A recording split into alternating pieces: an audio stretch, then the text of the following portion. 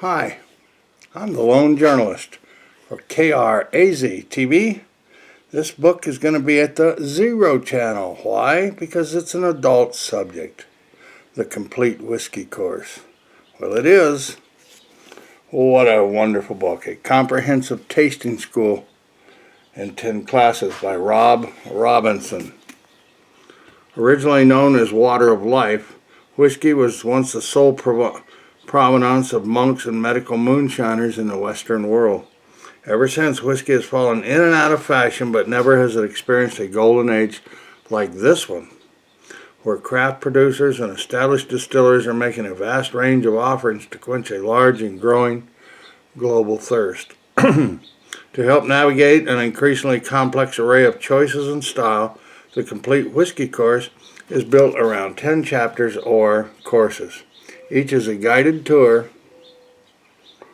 by author and whiskey educator Rob Robinson throughout the traditions of Scotland, Ireland, and the U.S., as well as Japan, Canada, and countries like India, Sweden, and France. You'll also learn how whiskey is made, distilled, blended or not, aged, and how to taste, smell, and choose whiskeys, and how to read a label, build a collection, and expand your overall whiskey IQ. Well, that sure is right. I mean, I'm in the wine industry. I'm Arizona's first sparkling winemaker. And you know, a lot of whiskey makers in this book turned out to be past winemakers. So it's all in the industry, folks. It is by Sterling Epicure. It's got a lot of photographs. There's almost a photograph in every page. And wonderful Scotland. But here's a little known secret. Whiskey actually first started in Ireland. Of course, then the crown was always on them for the tax. So they moved over to Ireland. Then they found, to Scotland, excuse me. And they started taxing them there. So they went off to the islands and as far away as they could get. Finally, they just couldn't do it and had to put up and pay the tax or stay moonshiners. Moonshine just means making whiskey at night. But it's a brief history, the Newback, monks doing it. And then they have a little, drink this. It's a little synopsis of all these different wines. Whiskeys. And they're single malts. Now, single malt means, malting means you take the grain and they wet it on a big floor. It's called a malting floor. And as it sprouts, they turn it over, but you can't let it get too sprouted or lead all the sugar up. But it does rotate the starches into sugars. And then they dry them out, and then they roast it sometimes or kiln it. And there they use, in the old countries, they use peat, and that's where you get the peated, earthy tastes, as is in the smoke from the thing. You know, something that's all about the water too. Now the water is very important. So they talk about American whiskey, Japanese, Welsh, English, and they use two kinds of stills. One called a column still that has little holes in it. Let me see if I can find a picture of it. And it differentiates between each little layer of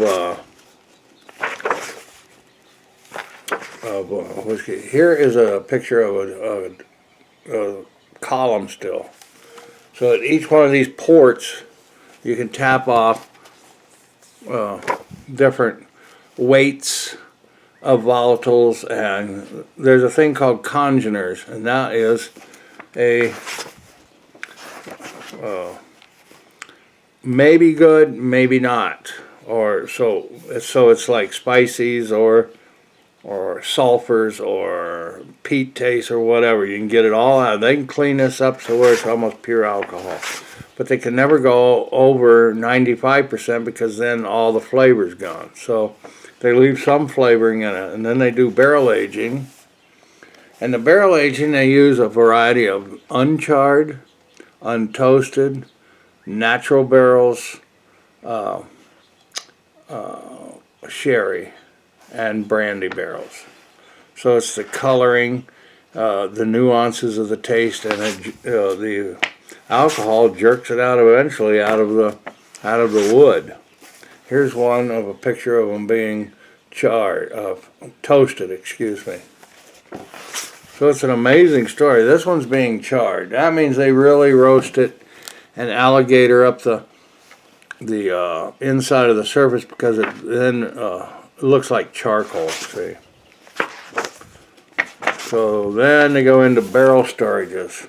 At different levels of this barrel is the higher it goes, the more evaporation.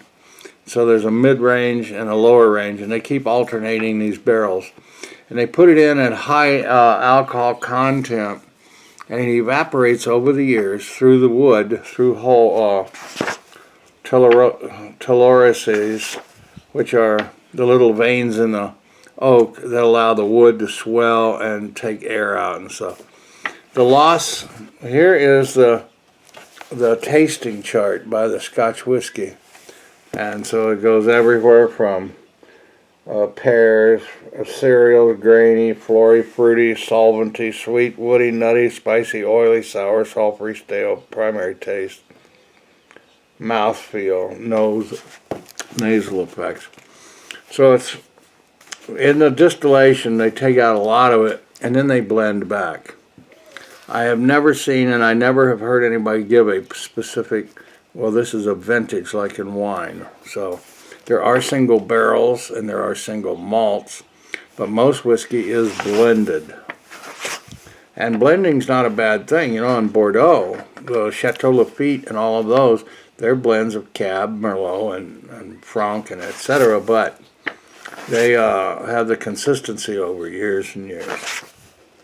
So they start out. Now, bourbon is an American tradition, and it's an American term. It has to be made with at least 51% corn. Now they're using corn, but in the old days, they used sprouted, or not sprouted, but malted barley, and then there's malted wheat, and then there's unmalted, and then they blend all of those together. So Japan is using it, and they use rice. And I guess you can use any kind of grain. And so it's just a wonderful story. This is called a spirit safe. What they do is after when the distillate comes apart, they take off the heads, because that's the light volatiles that contain methanol, and that's not good. So it's 5% or thereabouts. And then they run the hearts through there, and then when you have a lot of the alcohol gone and a lot of the water starts coming across, that's called the tails. So they get the tails off, the heads off, save the hearts, then they blend back these others, or get them out of there and use them for whatever they want. But a lot of stuff in whiskey it's added back to the vat and then redistilled and stuff. So it's a wonderful book. Canada is helped this country out, and they always came out with Joe Kennedy being the smuggler. Well, he was part interest in Canadian distilleries during Prohibition. This is a picture of, there is column still, and there's the pot still. Pot stills keep in coningers, and it's the older way, but they run twice sometimes through a fractional column still, and then they go back and run it through the pot still. So here's a German guy, Herbert St. Germain Robin and Ansley Corral. One guy was a professor in Canada, and he's going down the road, and his hitchhiker was this German guy who happened to work in cognac. So he knew all about the industry, and they picked him up, and you know, they started talking, and before you know it, they became partners, and are one of the successful little guys that's has been making the whiskey in Canada. So it goes on. There's husband and wife. Both couples decide to make their own whiskey, and there's one even made, a Koval, made from eau de vie of grains, is millet. So millet can be used. It's a wonderful, wonderful book. It's all about, well, everything. Barrel aging, the different countries, how it got started, the history. Look at some of these whiskey warehouses. Those are 15 barrels high. It's an amazing. And there's good old Joseph Seagram's.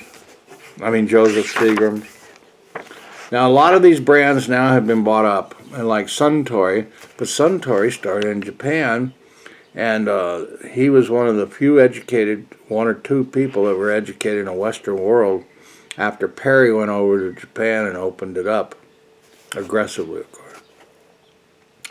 So he started Suntory, and now Suntory even owns wine labels, and they bought a lot of whiskey houses. Pernod is the keeper of the Hiram Walker legacy. They have guys that all they do is blender. This Dr. Livermore is a PhD and probably distilling sciences and master blender. So I tell you how to read labels, and the labels are whether it's reserve, but it all has to spend so many years in the barrel. I don't know how bottle aging, and wine it's 2 or 3 years and then a year or so in bottles, but it does help to sit, and it also picks up flavors and nuances. And of course then they mix the different barrels. So you have blenders, distillers, then the actual tasting is done by the public. And so there's Irish whiskey. There's a big picture of Irish whiskey. They really fell off the radar for many years, but everybody's coming back now. And here's one, 21 Bushmills, 21-year single malt, rare. It is rare when you get something like that. So it's mature, aged for a minimum of 19 years in a mixture of Olorosa and ex-bourbon cask. Olorosa is the sherry. And then re-racked into used Madeira, which is a port wine from Madeira, for 2 years. So this has got to be some wonderful tasting stuff. There is a way to taste it and smell it. You need to open your mouth when you smell it, because it is, half alcohol, and it assaults you, and you think, wow, I can't drink this. And it's okay to drink it. Well, neat is without, and sometimes the glasses are called nosing glasses because it makes the aroma come when you put your nose in there and smell it. But it's okay to add rocks, water, or mix it with your favorite juices or whatever. So they go through all of the Scotch whiskey, the Irish. Here's the inventor of the coffee still, which was kind of like a continuous running, I don't know if it was fractional, but it may have been. So the coffee still, Coffee was his name. Just produced a prodigious amount of spirits with just a base amount of expensive malt. What a fascinating Dewar's, how the labels and brands came about. It's just a wonderful, wonderful book. Here's the story about peat, and that's only mentioned in the Scottish. Some do cold filtration, and there's soluble fats, and they can get those out, or some prefer to leave it hazy, and fats and all that stay in it, and that gives you more mouthfeel. So umami is called the savory taste, and that's the newest expression in your mouth besides salty, bitter, sweet, sour, and salty, yeah. So they just have little different nuances of how they do the guided tour. Japan, like I said, has really come up in the years. They, I guess they do have laws, but they said their traditions are stronger than their laws. Here's the two gentlemen. This guy here is the one who eventually became the Suntory. Shinjiro Tori, founder of Suntory. This guy here, Masataka Takatsuri, founder of Nikka, went and did an apprenticeship in Scotland to bring back the data. So he was the very first, and then he went into partnerships for a while with Suntory.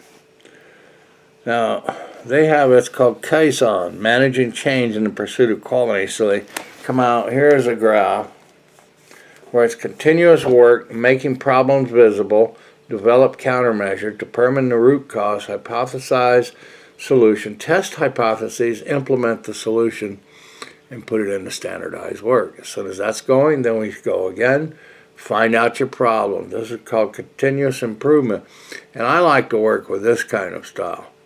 You make little changes continuously, and once it's running all right, you've got it figured out. The biggest thing is leave stuff alone when it works well. But for sure, don't say. Now here's their big barrels. Those are made not with slats going this way, but they're hoops put together like this to make a Japanese whiskey barrel. I may try that. I'd like to do some cooperage. So the list goes on, and India is really starting to make some big whiskeys now, and it's really a wonderful thing. French. This is a French cave with wine. It looks like a French wine barrel, but now it's whiskey being stored in the caves. So it's a wonderful, wonderful book. It has glossaries, whiskey events, some of the big people, how to do a home testing, the setting, who brings the whiskey. Well, it's more fun if everyone chooses a bottle. People will be more interested in participating this way. So that's a good idea, is to learn about Scotch, have these little home 2 bottles. So they print out some tasting guides, and I'm sure there's some food pairing, but it's not like wine. It's not like wine. My goodness, here is a whiskey selection at Delia's in Chicago. Look at all those whiskeys. Lately I've been looking at them, and like Blanton's, it's a wonderful thing. And then you got keeper bottles, they have crystalline bottles and shaped bottles and all of that. So I want to thank Rob Robinson for making this wonderful book. I know I've run over, but this is an essential book if you're into wanting to learn about whiskey and taste them. They do last. They don't spoil. They don't really oxidize that much. I mean, all the work's been done for you. And you can sip in moderation. Thanks for watching. We got this book at the Tucson Public Library, like you can get it at yours. But it is called The Complete Whiskey Course by Rob Robinson. Thanks for watching KRAZ TV, and come again to another great book review.